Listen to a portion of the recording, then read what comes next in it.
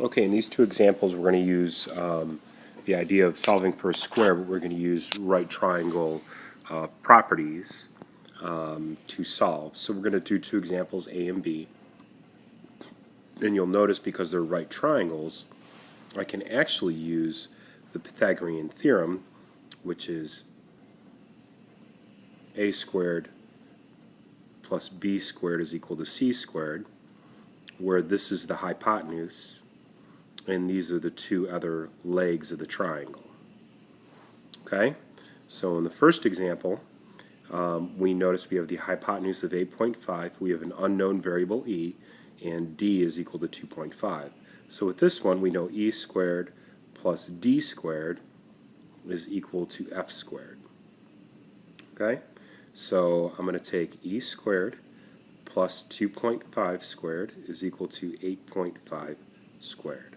So e squared plus 2.5 squared, I'd pull out my calculator, 6.25, and 8.5 squared is 72.25.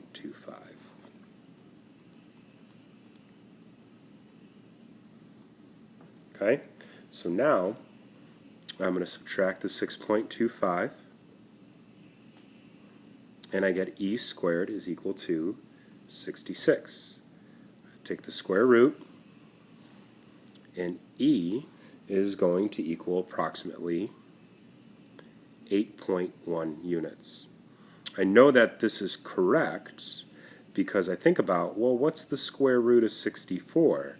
Well, that's 8. We're a little bit above that, so it makes sense that we would be at 8.1. Now, I am only going to have a positive value because we're talking about the hypotenuse of a triangle, and that is not going to be negative. Okay, so we're going to do our second example. We have t, r, and s, and so I know s squared plus r squared is equal to t squared. So 3.4 squared plus 8.7 squared is equal to t squared. And so I'm just going to add these two guys up. I'm going to square and add. I'm going to use my calculator because they're decimals. And I get t squared is equal to 87.25. Take the square root of both sides, and 87.25, well, 81, the square root of that is 9, so I should get an answer that's close to 9. It ends up being approximately 9.3. And those would be the distances to their respective triangles. And that's how we're applying solving for a square with Pythagorean theorem, something that you're already familiar with.